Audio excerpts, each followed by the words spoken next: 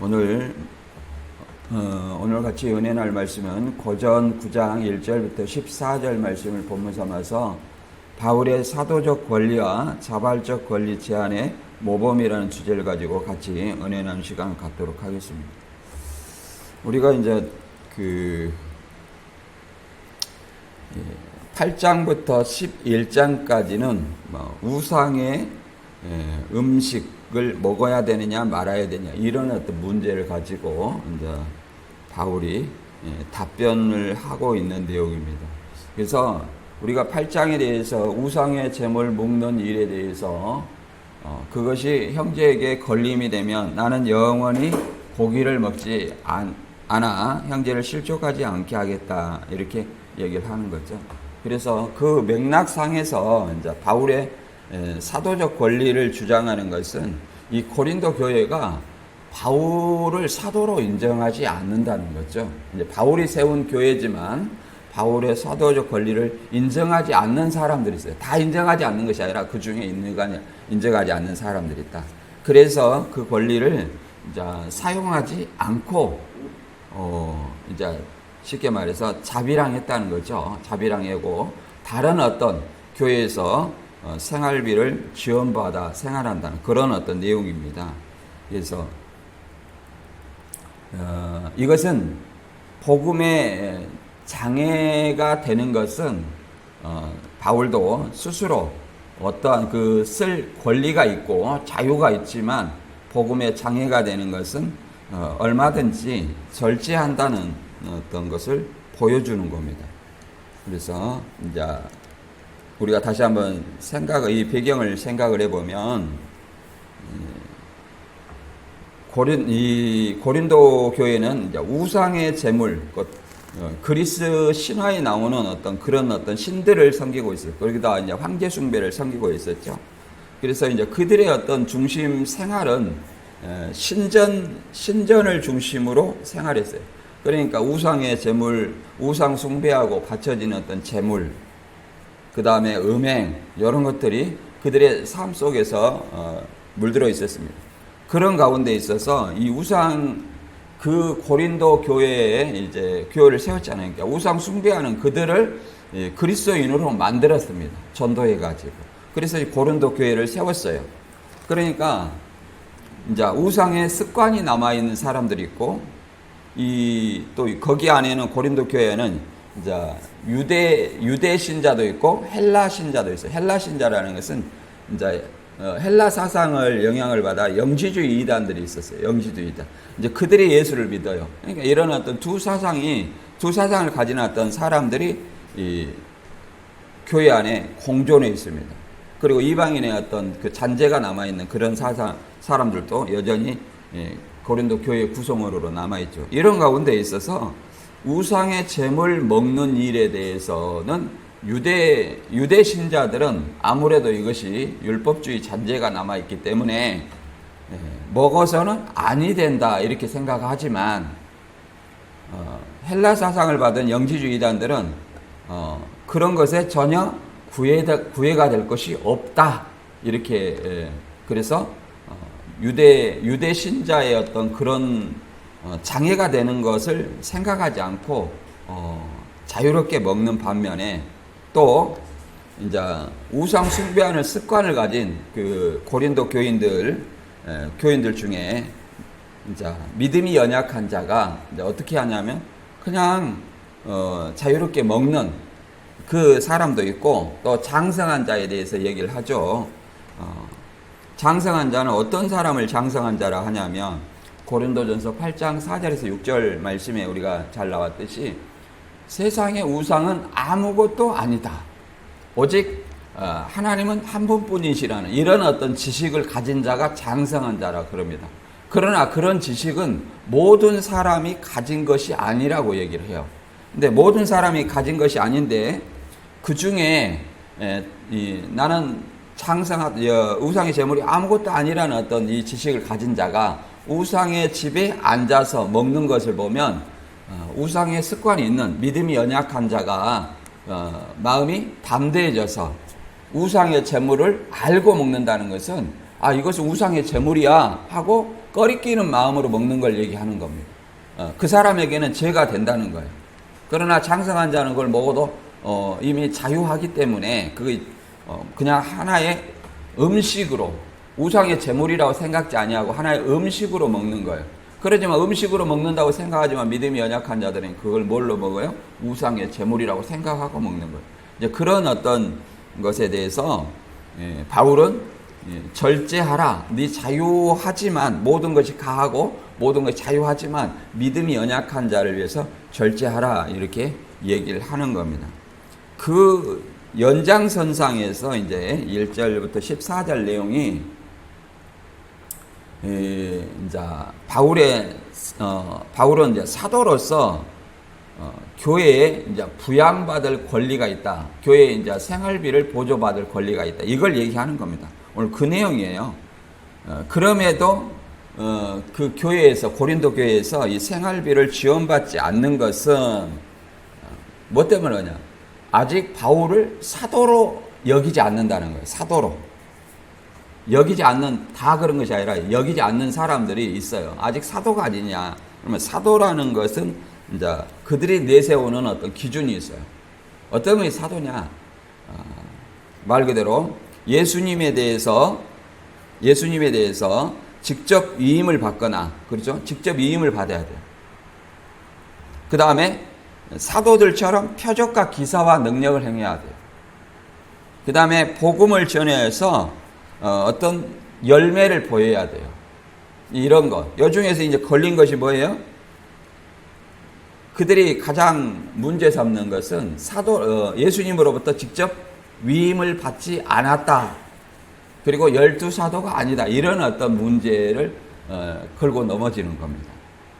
그래서 사도 바울은 자신의 사도성을 고린도 교인들한테 얘기하는 거예요. 그러니까 이런 어떤 문제를 가지고 이해를 하지 못하고 자꾸 비판을 하기 때문에 고린도 교인들을 아직 어린아이의 심령을 가진 그런 젖먹는 어린아이로 이제 많이 비유를 하곤 합니다. 그래서 다른 사도들은 이런 교회에서, 고린도 교회에서 생활비를 지원했다 이렇게 얘기합니다. 자, 다른 사도들, 그 다음 베드로, 그 다음에 예수님의 형제들, 이런 사람들이 지원을 받았다고 얘기를 해요. 예수님 형제들은 누굽니까? 야고보, 시몬, 유다, 요셉 이렇게 4명 있죠. 그 다음에 누이들도 있으니까 이 4명도 여기 고린도 교회에서 이렇게 지원을 받은 것처럼 이렇게 얘기를 합니다. 그래서 지원을 했겠죠. 그리고 그들이 아내까지도 믿음의 아내를 다닐 건이 없느냐, 그 아내까지도 같이 생활할 수 있는 그 보조를 받았다고 얘기를 하는 거예요. 그래서 그러지만 나도 그런 권리를 동일하게 갖고 있지만 쓰지 않는 것은 복음에 아무 장애가 없게 하려 합니다. 오히려 다른 교회에서 지원을 받아가지고 내가 하는 것은 그들이 아직 장성하지 않았고, 또 쉽게 말해서 다른 교회 것을 뺏어서 너희한테 이렇게 짐을 지은다, 이런 어떤 뜻으로 얘기를 하는 겁니다. 그래서 이 내용은 결론은 바울은 자기의 어떤 자유는 믿음이 연약한 자를 위해서 절제한다는 것을 보여주는 거예요. 그래서 우리 자신들도 내가 아는 지식으로 인해서 믿음이 연약한 자가 걸림이 되는지 안 되는지를 잘 생각할 수 있는 시간이 되길 바랍니다. 오늘 본문 읽어보겠습니다. 고전 9장 1절부터 14절입니다.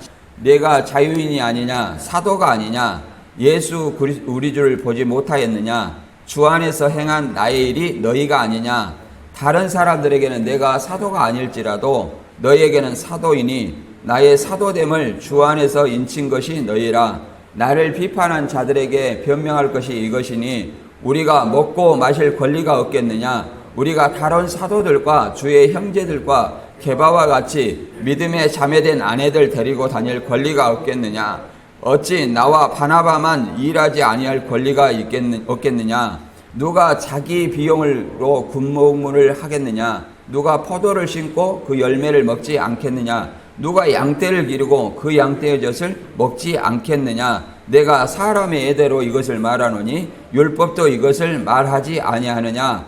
모세 율법에 곡식을 밟아 떠는 소에게 망을 씌우지 말라 기록하였으니 하나님께서 어찌 소들을 위하여 염려하심이냐?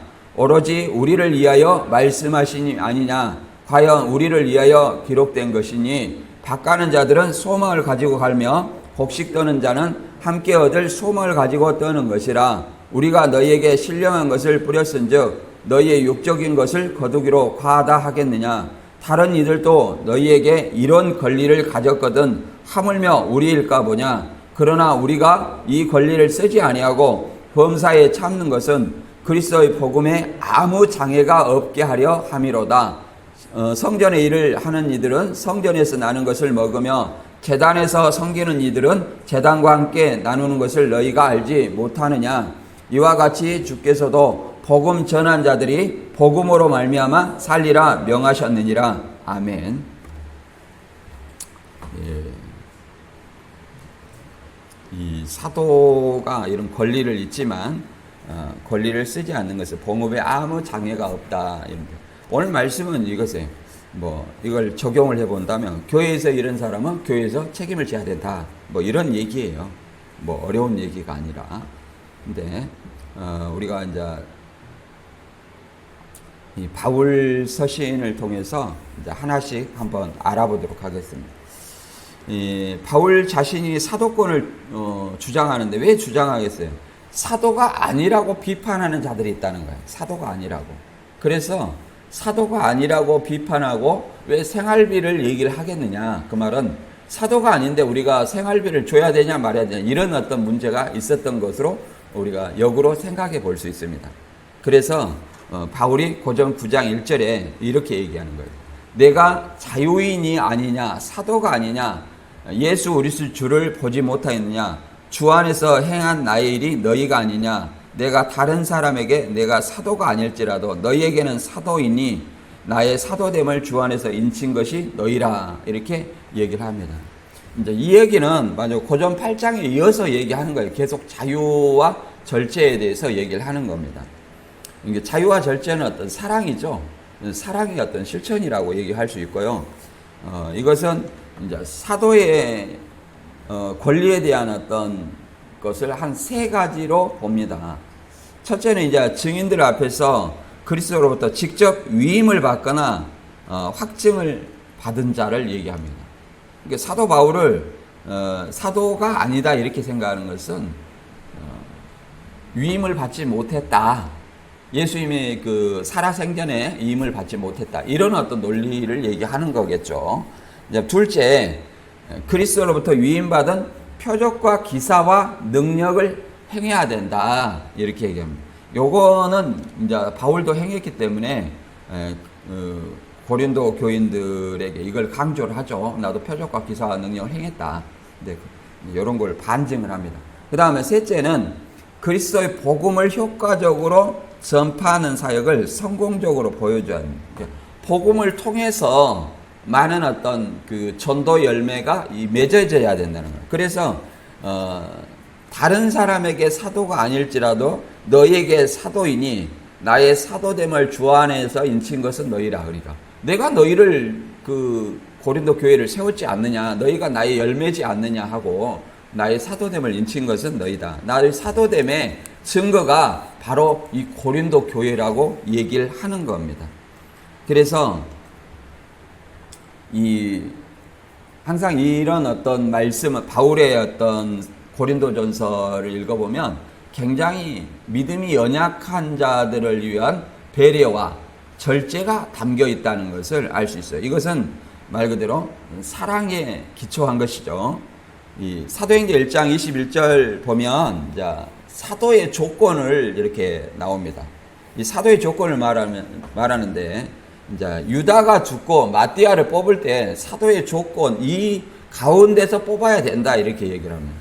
어떤 사람이냐면 사도행전 1장 21절 보면 요한의 침례로부터 우리 가운데에서 올리워져 가신 날까지 주 예수께서 우리 가운데 출입하실 때까지 항상 우리와 함께 다니던 사람 중에 하나를 세워 우리와 더불어 예수께서 부활하심을 증언할 사람이 되게 하여야 하리라 하거늘. 그러니까 이제 세례 요한, 침례 요한 때부터 예수님의 제자가 다 세례 요한의 제자잖아요.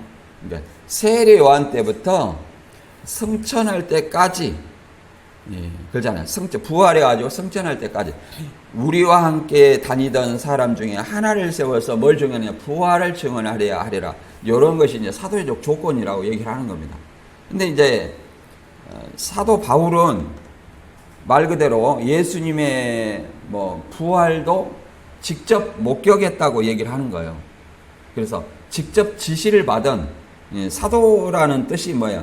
아포스톨로스로 보내심을 받은 자, 누구로부터? 하나님으로부터 보내심을 받은 자라고 얘기를 합니다. 그래서 사도 바울은 이제 다메섹 사건을 통해서 예수님에게 직접 위임을 받았다, 이걸 얘기를 하는 거죠.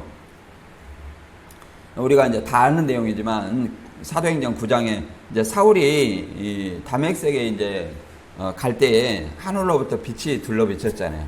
그때 이제 예수님께서 사울아 사울아 내가 어찌하여 나를 박해하냐 하시거늘 대답하되 주여 누구시니까 나는 내가 핍박하는 예수라 해가지고 눈이 어두워졌잖아요.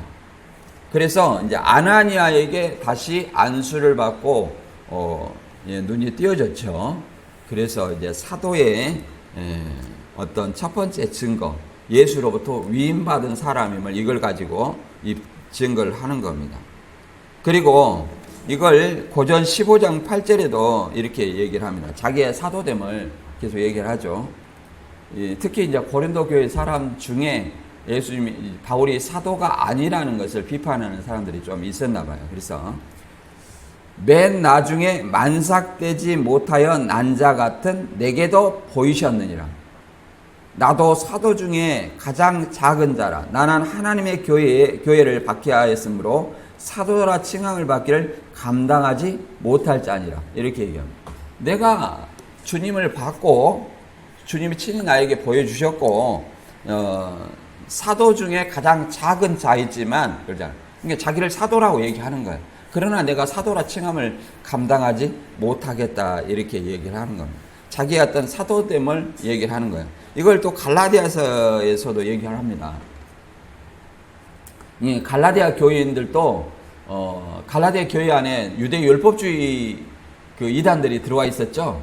그러니까 이 갈라디아 교회 안에서도 바울 사도에 대해서 이런 얘기를 한다는 것은 말 그대로 갈라디아 교회도 바울의 사도됨을 비판하는 자들이 있었다. 왜 그러냐면 유대 율법주의 어떤 미혹을 하려면 바울 사도의 영향력이 줄어들어야 되겠죠. 그렇기 때문에 이런 얘기를 하는 겁니다. 2장 8절에 베드로에게 역사하사 그를 할례자의 사도로 삼으신 이가 또한 내게 역사하사 나를 이방인의 사도로 삼으셨느니라.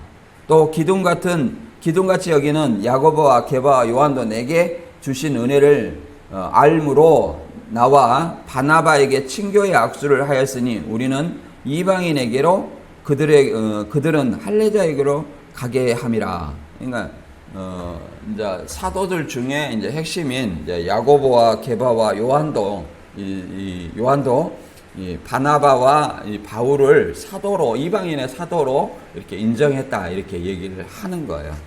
그래서 이제 여기서 우리라는 것은 지금 1차 바울과 바나바를 얘기하는 거죠. 바나바. 그래서 다음에는 그 다음에 이제 바울이 이제 이 사도로서 교회에 이제 생활비, 곧 부양받을 수 있는 권리가 있음을 얘기를 하는 겁니다. 사도 바울은 실제로 이제 그런 거 있었지만 사용하지 않았다는 것은 이제 자비랑했다는 얘기고, 다른 교회에서 지원을 받았다는 걸 얘기를 하는 겁니다. 고전 9장 3절 읽어보면 나를 비판하는 자들에게 변명할 것이 이것이니 우리가 먹고 마실 권이 없겠느냐, 이렇게 말합니다. 그러니까 고린도 교회 안에 사도가 아니라고 비판하는 거예요. 고린도 교회 안에서 사도가 아니다. 아까 그 세 가지 조건을 얘기하는 거죠. 예수로부터 직접 위임을 받지 못했다. 그러나 사도 바울은 다맥스에서 친히 나를 사도로 위임을 했다 이렇게 얘기를 하는 거죠. 이방인의 사도. 사도행전 9장 15절에도 그러잖아요. 아나니한테 하기를 이는 이방인에 보낼 나의 택한 그릇이다 이렇게 설명을 하고 있죠. 나를 비판한 자들에게 변명할 것이 이것이니 우리가 먹고 마실 권이 없겠느냐. 우리가 다른 사도들과 주의 형제들과 게바와 같이 믿음에 자매된 아내를 다닐 권리가 없겠느냐. 어찌 나와 바나바만 일하지 아니할 권리가 없겠느냐. 누가 자기 비용으로 군복무를 하겠느냐. 누가 포도를 심고 그 열매를 먹지 않겠느냐. 누가 양떼를 기르고 그 양떼의 젖을 먹지 않겠느냐. 이렇게 얘기를 합니다. 그러니까 다른 사도들과 이제 주의 형제들의 예수님의 형제들 얘기하는 거예요. 그 다음에 게바, 베드로를 얘기를 하는 겁니다. 그래서 믿음에 자매된 아내, 다른 사도들은 결혼했는지는 모르겠어요. 그냥 여기서 분명하게 이 베드로는 결혼을 했다고 얘기를 합니다. 믿음의 아내, 그렇죠? 아내를 데리고 다닐 권리가 없겠느냐. 그러니까 이 사도들처럼 이렇게 먹고 마실 권리, 생활비를 지원받았다. 그런 권리가 있다. 결혼도 할 권리가 있고 같이 생활비를 지원받을 권리가 있다. 이렇게 얘기를 하는 거죠. 그래서 어찌 나와 바나바만 일하지 아니할 권리가 없겠느냐. 이렇게 얘기하는 것은 이제 바나바도 안디옥 그 감독이었었죠. 안디옥. 근데 이제 바울을 데려와 가지고 자기도 바나바도 바울 따라서 이렇게 자비랑하고 이렇게 하는 것 같아요. 괜히 바울 따라 바울을 내세워 가지고 바나바도 고생하는 것 같아요. 아무튼 그리고 이 자기 비용으로 군복무하는 사람이 누가 있겠느냐? 누가 포도를 심고 열매를 거두지 않겠느냐? 양떼를 기르고 젖을 먹지 않겠느냐? 이렇게 교회의 복음의 사역을 바울과 바나바가 하기 때문에 충분히 고린도 교회의 지원을 받아야 됨에도 불구하고 그렇지 않는 이유를 여기를 설명하고 있습니다. 그런 권리가 있다고 분명히 설명합니다. 예수님도 그걸 얘기를 했어요. 마태 10장 10절에 여행을 위하여 배낭이나 두벌 옷이나 신이나 지팡이를 가지지 말라. 이는 일꾼이 자기의 먹을 것을 받는 것이 마땅함이라. 그러니까 여행이라는 것은 이제 전도 여행을 얘기하는 거예요. 놀러 다니면서 야, 내 나라 이렇게 하는 것이 아니라 이 전도 여행을 얘기하는 겁니다. 이걸 갖다 무슨 여기 배낭 여행 이걸 얘기하는 거 아니에요. 그냥 전도 여행. 전도 여행 할 때 배낭이나 두벌이나 신이나 지팡이를 가지지 말라. 그 말은 이 전도 여행할 때 필요한 것을 그러잖아요. 거기서 이렇게 충분히 지원 받으라는 것을 얘기를 하는 겁니다. 이런 것을 실제로 말을 하면서 하는 데가 어디냐면 대순진리예요. 자기가 포교를 하면서 내가 너 대순진리에 이렇게 가입시켰으니까 밥도 사고 내 필요한 것 좀 줘라 이렇게 얘기하면 노골적으로. 제가 가봤으니까 알아요. 완전히 노골적이에요. 근데 우리가 교회에 전도하면서 그렇게 말한 사람이 있어요? 전도하면서 그렇게 말하면 이놈이 뭐 어떤 놈인고 나한테 삥 뜯으러 왔나? 이렇게 생각할 수도 있어요. 그러니까 여기 우리가 말하는 것을 그냥 우리가 바울의 말한 것처럼 아무 장애도 없이 해야 돼요. 장애가 다른 사람에게 그게 장애가 되면 오히려 전도를 하는 데 있어서 방해가 되는 거예요. 전도하지 못하고 뭘 챙기는 거예요? 자기 먹을 것만 챙기다가 오히려 전도를 하지 못하는 경우가 되겠죠.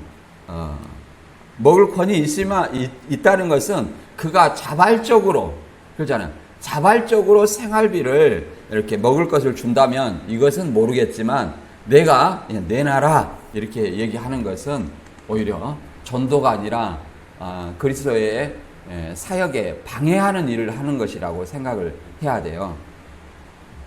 이걸 막 들이밀고 야 봐라 여기 성경에 디모데서 5장 18절이거든. 곡식 밟는 서의 입에 망을 씌우지 말라 했으니 일꾼이 그 싹쓸 받는 것이 마땅하니라. 내가 전도했으니까 돈 내라라 이렇게 얘기하면 안 된다는 거죠. 장애가 되게. 모든 것은 그러잖아. 그 형편과 처지, 그러잖아. 형편과 처지, 걸림이 되지 않았을 때 그것을 지혜롭게 해야 된다. 이렇게 생각을 합니다. 고전 9장 12절에도 다른 이들도 너에게 이런 권리를 가졌거든 하물며 우리일까 보냐. 그러나 우리가 이 권리를 쓰지 않는 것은 범사에 쓰지 아니하고 참는 것은 그리스도의 복음에 아무 장애가 없게 하는. 복음의 장애가. 복음을 전파하는 것이 우선이지 이 생활비가 우선하는 건 아니다. 이렇게 생각합니다. 그래서 우리 교회는 월세 감당하는 것이 제일 우선이요. 그래서 생활비 얘기하면 큰일 납니다. 저도 헌금해라 이런 얘기를 잘 하지 않습니다. 괜히 신천지 나온 사람들이 헌금하라 했다고 해서 그러잖아요. 그걸 꼬투리 잡아. 저도 얘기를 하지 않습니다. 다른 목사님을 통해서 이렇게 지원을 받으려고 노력하지만 제 역량이 그것도 크지 않아서 몇 군데만 이렇게 불규칙적으로 또 정기적으로 후원하시는 분도 있고 그렇게 받아서 우리 교회가 진짜 생활해요. 근데 하나님이 놀라운 것은 어떻게 이렇게 월세라든가 이런 것들이 잘 이어져 간다는 거예요. 진짜 숫자가 이렇게 많지 않아도 잘 이어져 가는 참 그것이 저는 놀랍다 그렇게 생각을 합니다. 다 이게 주님의 은혜가 아닌가 그렇게 생각을 해요. 사도 바울은 이 권리가 있지만 쓰지 않는 것은 복음에 장애가 되지 않기 위해서 자비랑을 했어요. 어떤 자비랑을 했냐면 이제 브리스굴라와 아굴라가 있었죠. 이들의 생업이 뭐예요? 천막 만드는 일이라고 사도행전 18장 2절에 그렇게 얘기를 해요. 이들과 같이 바울도 천막 만드는 일을 이렇게 해서 스스로 자비랑을 합니다. 그리고 빌립보나 이 교회에서는 뭐냐면은 실제로 이 후원을 이렇게 풍족히 한다고 얘기를 합니다. 그러니까 교회마다 성향이 있어요. 성향이 고린도나 갈라디아 교회는 바울을 사도가 아니라고 비판하는 자들이 있지만 빌립보 교회 같은 경우는 바울을 사도라고 인정을 하고 그러잖아요. 후원을 충분히 하잖아요. 오히려 다른 교회에서 후원한 것을 어떻게 말하냐면 고린도후서 11장 8절에는 나는 여러분을 섬기기 위하여 싹슨 다른 여러 교회에서 받았습니다. 그것은 다른 교회에서 빼앗아낸 셈입니다. 다른 교회에서 빼앗아 가지고 이렇게 했다고 이렇게도 고린도 교인들한테 얘기를 하는 겁니다. 이렇게 얘기하는 것은 제가 생각해 봤을 때 자기는 생활비는 안 받지만 교회 일을 한 사람은 이 고린도 교인들이 좀 알아서 비판하지 말고 생활비를 부족하지 않게 줘라 이런 어떤 내용으로 우리가 이해를 할 수 있을 것 같아요. 빌립보서 4장 18절에는 나는 모든 것을 받아서 풍족하게 지내고 있습니다. 나는 여러분이 보내준 것을 에바브로 디도로부터 받아서 풍족합니다. 그것은 아름다운 향기이며 하나님께 기쁘게 받으시는 재물입니다. 이렇게 얘기하잖아요. 이게 빌립보 교회는 이제 바울이 이제 감옥에 있을 때 이렇게 받았지만 이제 풍족하게 받아서 이게 사람을 통해서 이렇게 에바브로 디도를 통해서 이제 바울이 이제 감옥에 있을 때 이렇게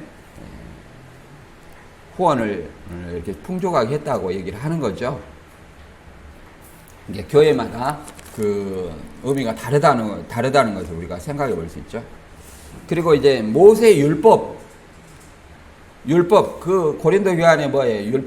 율법을 믿는 사람들도 있었죠. 그래서 유대 신자들 있잖아요. 그들을 통해서도 율법을 가지고 얘기하는 겁니다. 율법 역시 이제 하나님의 성전에서 일한 사람은 거기 안에서 먹고 살 권리가 있다 이렇게 얘기합니다. 고전 9장 8절에 내가 사람의 예대로 이것을 말하노니 율법도 이것을 말하지 아니하느냐 모세 율법에 곡식을 밟아 떠는 소에게 망을 씌우지 말라 기록하였으니 하나님께서 어찌 소들을 위하여 염려하심이냐 오로지 우리를 위하여 말씀하심이 아니냐 과연 우리를 위하여 기록된 것이니 밭가는 자들은 소망을 가지고 갈며 곡식 떠는 자는 함께 얻을 소망을 가지고 떠는 것이라 이렇게 얘기합니다. 신명기 25장 4절을 인용해서 얘기하는 거죠. 율법에 곡식 떠는 자에게 망을 씌우지 말라. 소가 이제 이렇게 밭을 갈아요. 우리는 시골에서 보면 소가 이렇게 쟁기를 가지고 이 밭을 이렇게 쭉 갈면 입에다 뭘 씌워요? 제갈을 씌워요. 이게 망이에요. 뭐냐면은 밭만 갈고 곡식은 뜯어먹지 말아라 이렇게 얘기해요. 근데 이게 모세율법에는 밭을 갈면서 곡식을 뜯어먹도록 내비둬라 이렇게 얘기하는 거예요. 실제로 근데 그것이 소들을 바울은 해석하기를 그게 소들을 염려해서 가는 것이 아니라 우리 곧 하나님의 복음 사역자들을 위해서 하는 것이 아니냐 이렇게 얘기를 하는 겁니다. 율법을 지키는 유대인들이 실제로 그렇게 했을 것 같아요. 근데 일이 제대로 됐겠는가 그런 생각도 해봅니다. 왜냐하면 밭을 이렇게 쭉 갈면 소가 망을 안 씌우고 가는 농부도 있어요. 그러면 앞에 먹을 것이 있잖아요. 먹어요, 안 먹어요? 먹습니다. 그러면 이게 목줄로 가지고 다시 때리죠. 그러면 이제 뜯어 먹다가 앞으로 가고 뜯어 먹다가 앞으로 가고 이제 그런 것을 저도 시골에서 봤어요. 이제 일이 좀 더디기는 합니다. 더디기는 해요. 근데 이걸 이 하나님이 일꾼의 그 일한 값에 싹스를 얘기한다 이렇게 합니다. 신명기 25장 5절에도 그 싹스는 당일에 주라고 얘기를 하는데 그 품삯을 당일에 주고 해진 후까지 미루지 말라. 이는 그가 가난함으로 그 품삯을 간절히 바람이라. 그가 너를 여호와께 호소하지 않게 하라. 그렇지 않으면 그것이 내게 죄가 될 것이니라. 그러니까 싹스를 당일에 주지 않는 것도 뭐다? 죄다 이렇게 얘기를 하는 거죠. 이렇게 결론은 복음으로 일한 사람은 복음으로 살아야 된다 이렇게 얘기를 하는 거죠. 그렇지만 바울은 이제 권리를 제한했다고 얘기를 하는 거죠. 11절부터 읽어보면 우리가 너희에게 신령한 것을 뿌렸은즉 너희의 육적인 것을 거두기로 과다하겠느냐. 다른 일도 너희에게 이런 권리를 가졌거든 하물며 우리일까 보냐. 그러나 우리가 이 권리를 쓰지 아니하고 범사에 참는 것은 그리스도의 복음에 아무 장애가 없게 하려 합니다. 이렇게 얘기를 하는 거죠. 아무 장애라는 것은 실족이죠. 그래서 고전 10장 31절에 보면 그러잖아요. 너희가 먹든지 마시든지 무엇을 하든지 다 하나님의 영광을 위해 하라 그러잖아요. 유대인에게나 헬라인에게나 하나님의 교회에게는 거치는 자가 되지 말고 나와 같이 모든 일에 모든 사람을 기쁘게 하여 자신의 유익을 구하지 아니하고 많은 사람의 유익을 구하여 그들로 구원을 얻게 하라 그러잖아요. 구원 얻게 하는 것이 중요한 것이다 그 말이에요. 그래서 우리도 바울을 본받아야 됩니다. 장애가 되는 일을 해서는 아니 된다. 이 논리를 13절과 14절에서는 성전에서 일한 자는 성전에서 나는 걸 먹어야 된다. 이게 구약의 예를 통해서 얘기를 하는 거예요.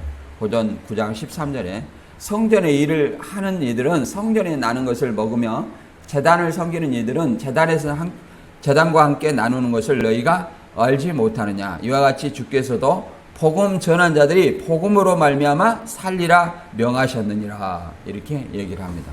그래서 이제 율법에 보면 그렇잖아요. 유대인들의 레위 지파가 있죠.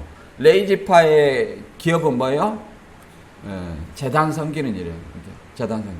12지파는 11조를 누구한테 바치냐면 이 레위 지파한테 바쳐요. 레위 지파는 또 11조를 누구한테 바쳐요? 아론의 후손, 대제사장들한테 바쳐요. 이렇게 정해져 있어요. 그래서 각각 그 기업이 이렇게 정해져 있다. 이걸 얘기하는 겁니다. 성전이나 제단에서 일하는 사람이 뭐예요? 대제사장과 레위지파를 얘기를 하는 겁니다. 대제사장과 레위지파. 그래서 레위 7장 6절에 읽어보면 이런 말이 있습니다. 제사장인 남자는 모두 그것을 먹되 거룩한 곳에서 먹을지니라. 그것은 지극히 거룩하니라. 자, 바쳐진 제물을 먹는 거죠. 그 다음에 8절에 사람을 위하여 번제물 드리는 제사장, 곧 그 제사장은 그 드린 번제물의 가죽을 자기를 위하여 가질 것이며 화덕에 구운 소제물과 냄비에나 철판에 만든 소제물은 모두 그 드린 제사장에게로 돌아갈 것이니 소제물은 기름 섞은 것이나 마른 것이나 모두 아론의 모든 자손에 균등하게 분배할 것이니라. 이렇게 이제 제단의 번제물을 얘기하는데 이게 소득의 11조도 마찬가지로 제가 아까 얘기했지만 12지파는 네이 지파는 아론의 후손에게 이렇게 이런 식으로 전해되어 있습니다. 그와 같이 복음을 전한 자들은 복음으로 말미암아 살아야 된다. 그러니까 복음에 전력한 사람들은 그냥 복음으로 말미암아 사는 것을 누가복음에도 이렇게 얘기를 했죠. 누가복음 10장 7절에 그 집에 유함에 주는 것을 먹고 마시라. 일꾼이 그 싹쓸 받는 것이 마땅하니라. 이 집에서 저 집으로 옮기지 말라. 어느 동네에 들어가거든 너희를 영접하거든 너희 앞에 차려놓은 것을 먹고 거기에 있는 병자들을 고치고 또 말하기를 하나님 나라가 너희에게 가까이 왔다 하라. 이렇게 얘기해요. 이게 복음을 전하면서 그들이 어떤 제공하는 이게 그 유대인들의 풍습은 이렇게 그러잖아요. 그들의 풍습은 손님이 오면 뭐예요? 접대를 하는 거예요. 그러잖아요. 내 나라 이게 아니라 접대를 하는 거예요. 접대를 하는 데 있어서 주는 것을 먹고 먹으라는 거죠. 받으라. 일꾼이 싹을 받는 것이 마땅하기 때문에 그 집에서 대답을 받고 하나님 나라의 복음을 전하라 얘기를 하는 거죠. 우리 이렇게 돼 있지만 복음을 전하고 그 대가로 뭐 내놔라 이렇게 하는 것은 오히려 장애가 된다는 걸 알아야 돼요. 장애가. 지금 예를 들어서 신천지 같은 경우는 그러잖아요. 신천지 교인이 되기 전까지 세 사람이 한 사람을 타겟으로 섬기죠. 그래가지고 그 사람에게 모든 걸 제공해. 심지어 성경 공부하는데 노트북도 제공한다는 소리 들었어요. 공부를 하는데 나는 뭐 자꾸 이게 배우는 사람이 이리 빼고 저리 빼고 하는 거예요. 나는 볼 TV, 컴퓨터도 없고 노트북도 없고 그러면 나는 눈도 안 보이고 휴대폰도 잘 안 보여. 그럼 뭐요? 노트북 하나 사준대요. 네. 그러니까 그런 사람도 있어요. 그리고 나는 시간이 없어요. 교통수단도 없고 차를 갖다가 대령합니다. 그러죠? 차를 갖다 딱 대령해. 그리고 나는 애기 때문에 뭐 수강도 어려워요. 애기 봐줍니다. 그러잖아요. 우리에게도 이런 정신이 나는 필요하다고 생각을 해요. 사실은. 왜 그러냐면 복음을 전하는데 장애가 없이 해야 돼요. 그리스도인으로 만들어야죠. 먼저는 장애가 없이 해야 돼요. 근데 먼저 내가 대접받을 것만 생각하면 어떻게 되죠? 그게 오히려 장애가 되겠죠. 그래서 우리는 이런 어떤 것들이 항상 십자가의 희생 정신이 우리가 깃들고 섬겨야 된다 이렇게 생각을 합니다. 그래서 베드로전서 5장 2절에도 이렇게 말합니다. 너희 중에 하나님의 약물을 치되 억지로 하지 말고 하나님의 뜻을 따라 자원함으로 하며 더러운 이득을 위하여 하지 말고 가까이 하며 기꺼이 하며 맡은 자들에게 주장한 자세를 하지 말고 약물의 본이 되라. 그리하면 목자장이 나타나실 때 시들지 아니하는 영광의 관을 얻으리라. 이렇게 얘기합니다. 이게 약물을 치되 부득이함으로 하지 말고 그러잖아요. 억지로 하지 말고 마지못해서 저도 억지로 할 때가 있어요. 내 사명이니까. 근데 마음이 좀 찔리네요. 하나님의 뜻을 따라 자원함으로 더러운 일을 위해서 하지는 말라. 이 돈을 위해서 돈이 목적이 돼서는 안 된다 이렇게 얘기하는 거예요. 돈은 이득이죠. 돈을 위해서 해서는 안 된다 이렇게 얘기하는 거예요. 그리고 주장한 자세를 하지 말고 약물에 본이 되라. 그래서 항상 말과 행동에 있어서 본이 돼야 되는데 제가 많이 본이 못 된 것 같아요. 항상 말과 행동에 우리는 서로 주의해야 됩니다. 서로가 주의해야 돼요. 그래야 하면 목자장이 나실 때, 예수님이 나타나실 때 시들지 아니한 멸류관은 뭐냐면은 영광에 가는 영생입니다. 영생으로 우리에게 상속하신다 이렇게 얘기해요. 그리고 각자의 또 행함에 따라서 뭐요? 상급이 달라요. 상급이. 영생은 동일하지만 뭐가 달라요? 상급이 다르다. 그래서 오늘 본문의 내용은 갈라디아 5장 13절과 14절의 말씀이 요약인 것 같아요. 우리 같이 펼쳐서 없으면 펼쳐서 한번 읽어볼까요? 갈라디아 5장 13절과 14절. 갈라디아서 5장 13절과 14절. 자, 읽어볼게요. 시작. 형제들아, 너희가 자유를 위하여 부르심을 입었으나 그러나 그 자유로 육체의 기회를 삼지 말고 오직 사랑으로 서로 종노릇하라. 온 율법은 내 이웃사랑하기를 내 자신과 같이 하라 하신 말씀에서 이루어졌나니 라고 말씀하십니다. 그렇잖아요. 자유를 위해서 부르심을 입었으나 이 자유로 나 자유다 하고 육체로 기회를 삼지 말고 그러잖아요. 내 자유가 다른 사람에게 걸림이 되면 그 자유를 사용하지 않고 서로 배려하고 절제하는 이걸 우리 고린도 바울의 어떤 서신서에서 많이 느낍니다. 우리가 믿음이 연약한 자를 위해서 서로 사랑으로 종로를 하라. 이 말씀 이웃사랑 실천을 하는 사람이 되어야 되겠죠. 오늘 말씀 다시 한번 살펴보면 바울 사도는 이제 고린도 교회에서 이제 부양받을 권리가 있다는 사실을 강조를 하고 있습니다. 왜? 그리고 사도라는 걸 강조하고 사도로서 부양받을 권리가 충분히 있다고 얘기를 하는 거예요. 왜 그러냐면 바울이 사도가 아니라고 비판하는 사람들이 있다는 거예요. 그 비판하는 사람들이 있기 때문에 고린도 교회가 아직 장성하지 않았다. 믿음이 연약한 어린아이, 젖먹는 어린아이 같은 신앙이다. 그래서 그들에게 걸림이 되지 않게 하기 위해서 바울이 세운 교회지만 스스로 자비랑하고 다른 교회의 후원을 받아서 자기는 생활한다 이렇게 얘기를 하는 겁니다. 그래서 그 예로 이제 다른 사도들, 그 다음에 예수님의 형제들, 그 다음에 베드로와 같이 믿음의 아내까지 이렇게 생활비를 보조받았으나 자기는 그렇게 하지 아니하는 것은 오직 복음에 아무 장애가 없게 하도록 한다는 것을 얘기를 하는 겁니다.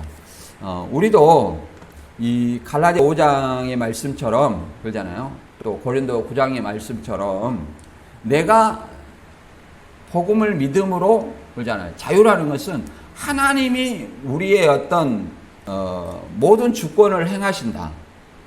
하나님이 우리의 모든 주권을 행하신다. 이거 하나, 이 지식이에요.